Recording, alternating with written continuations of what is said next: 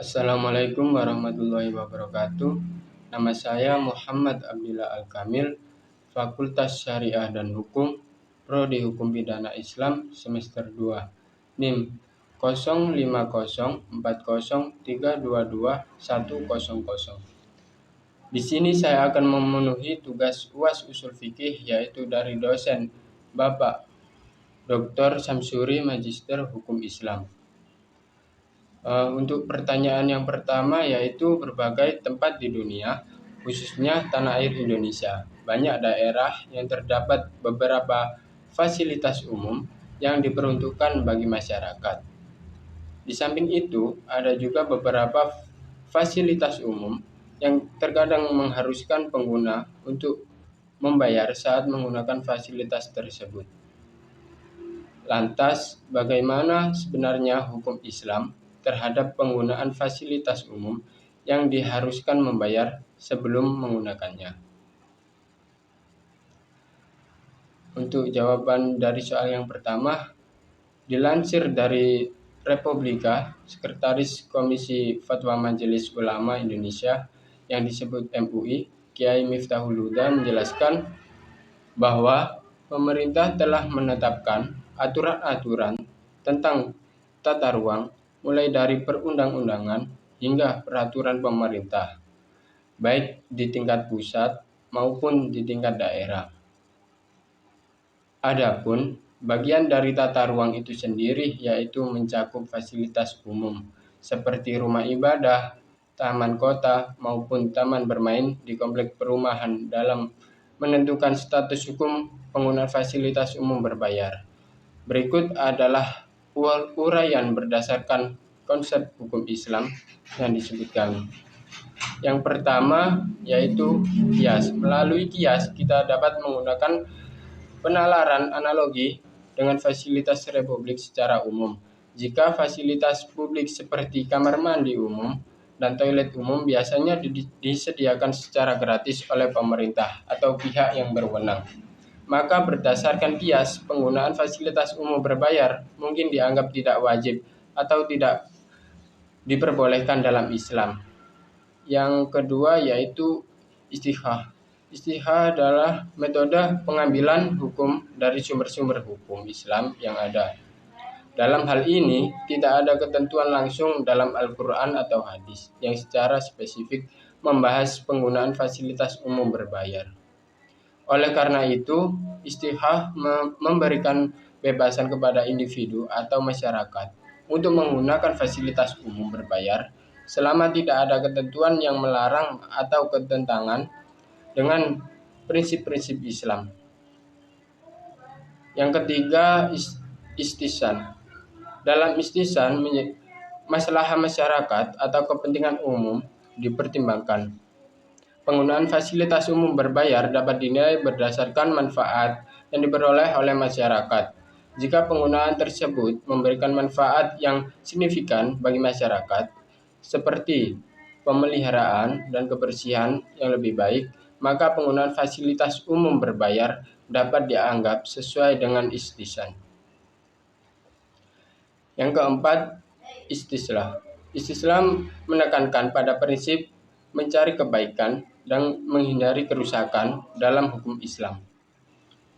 Dalam hal penggunaan fasilitas umum berbayar, istislah dapat dipertimbangkan dengan melihat aspek-aspek seperti kebersihan, kenyamanan, dan keamanan yang mungkin ditingkatkan melalui pembayaran tersebut. Jika penggunaan fasilitas umum berbayar dapat meningkatkan kualitas fasilitas dan memberikan manfaat bagi pengguna, maka penggunaan tersebut dapat dianggap sesuai dengan istislah. Dalam hal penggunaan fasilitas umum berbayar, tidak ada ketentuan yang secara langsung mengatur dalam Al-Quran atau hadis yang menetapkan status hukumnya.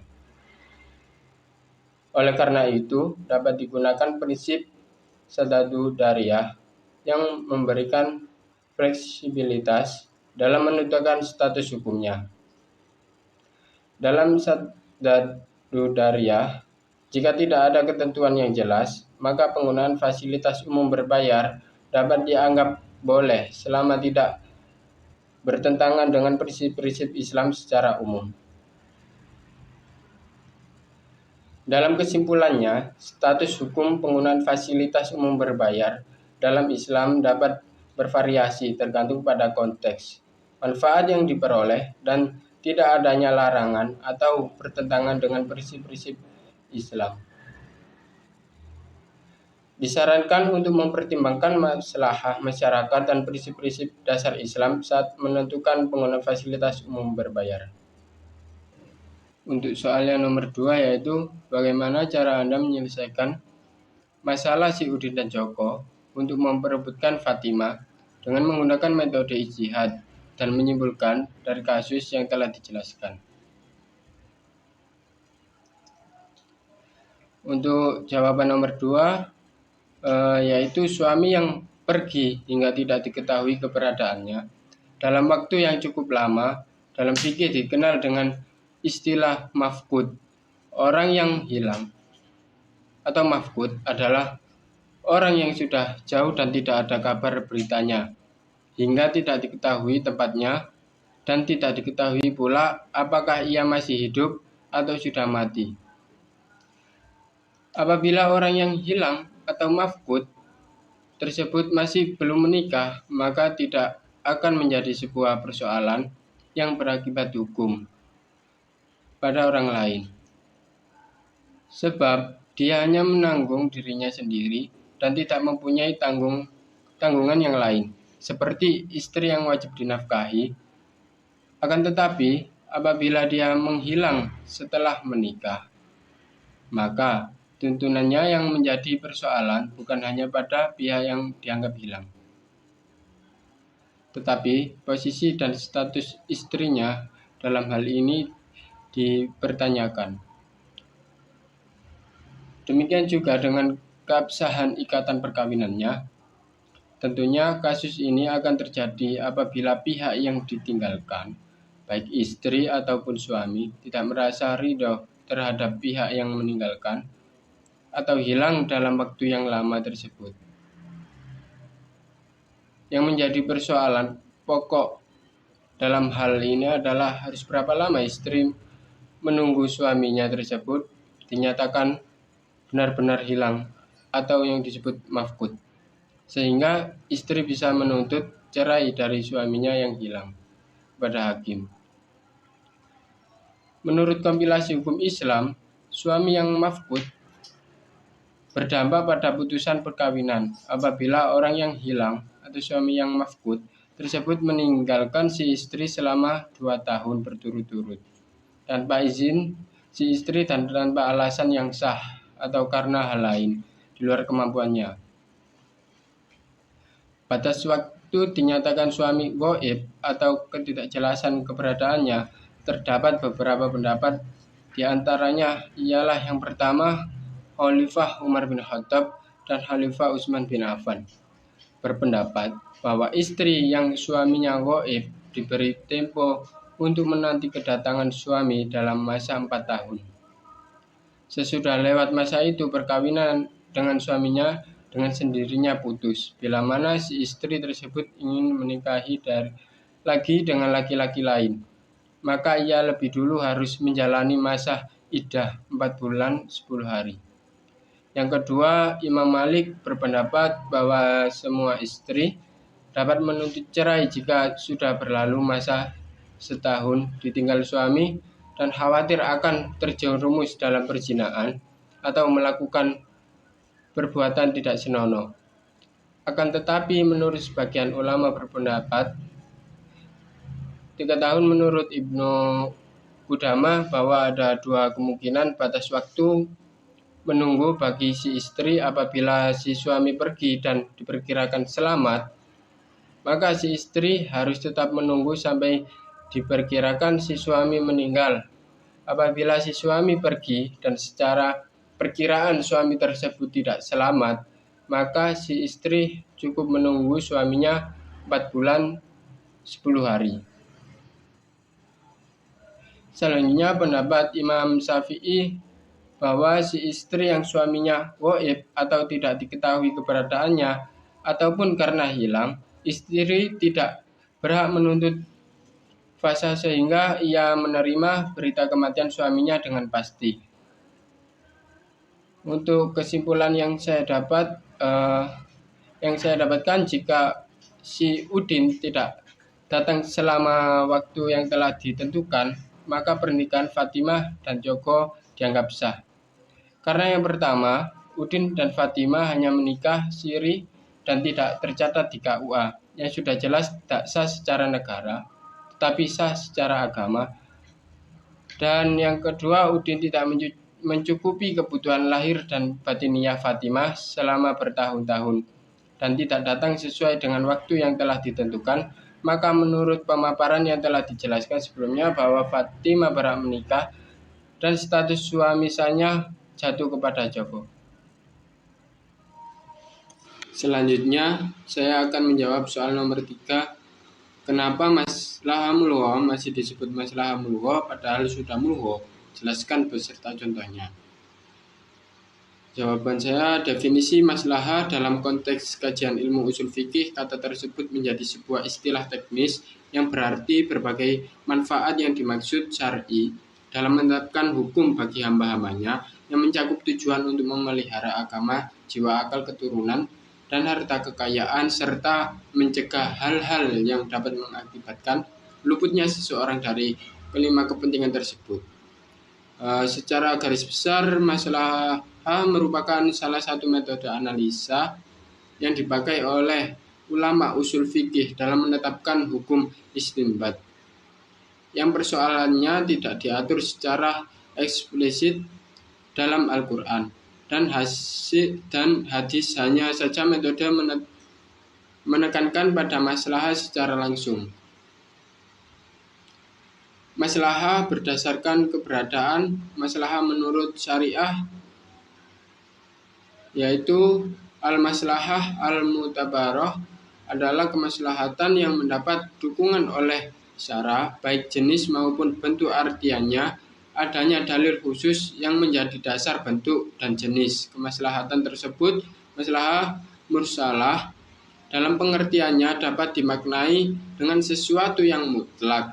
Menurut istilah para ahli ilmu usul fikih, ialah suatu kemaslahatan di mana syariat tidak mensyariatkan suatu hukum untuk merealisir kemaslahatan itu dan tidak ada dalil yang menunjukkan atas pengakuan dan penolakannya. Kemudian maslahah berdasarkan keberadaan. Maslahah menurut syariah yang pertama, yaitu al-maslahah al-mutabarah, adalah kemaslahatan yang mendapat dukungan oleh syara, baik jenis maupun bentuk artinya, adanya dalil khusus yang menjadi dasar bentuk dan jenis kemaslahatan tersebut. Yang kedua, al-maslahah al-mursalah adalah kemaslahatan yang didukung oleh sekumpulan makna nas atau Al-Quran atau hadis, bukan oleh nas yang rinci. Kemaslahatan yang keberadaannya tidak didukung syara dan tidak pula dibatalkan atau ditolak syara melalui dalil yang rinci. Yang ketiga, al-maslahah al-mulghah adalah kemaslahatan yang didoleh oleh syara karena bertentangan dengan ketentuan syari.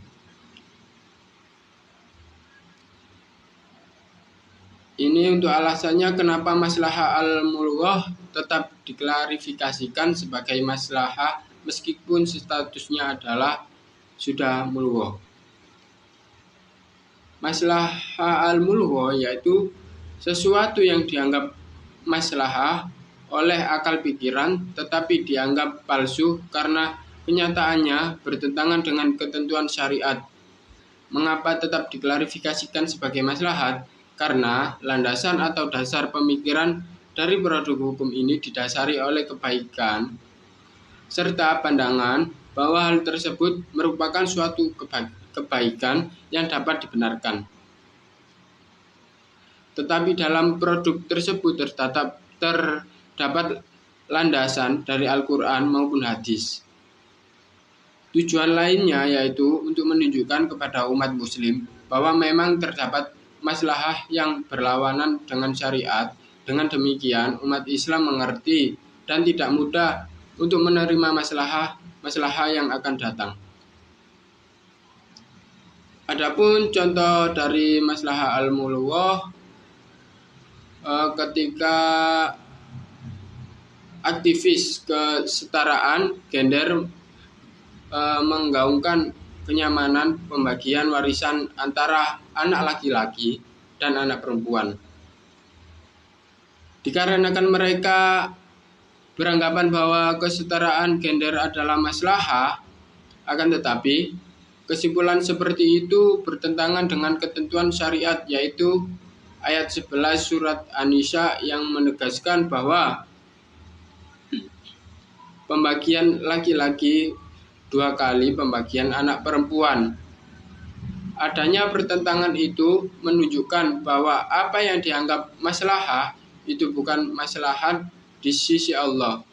Karena sesuatu yang kita anggap baik belum tentu baik di mata Allah.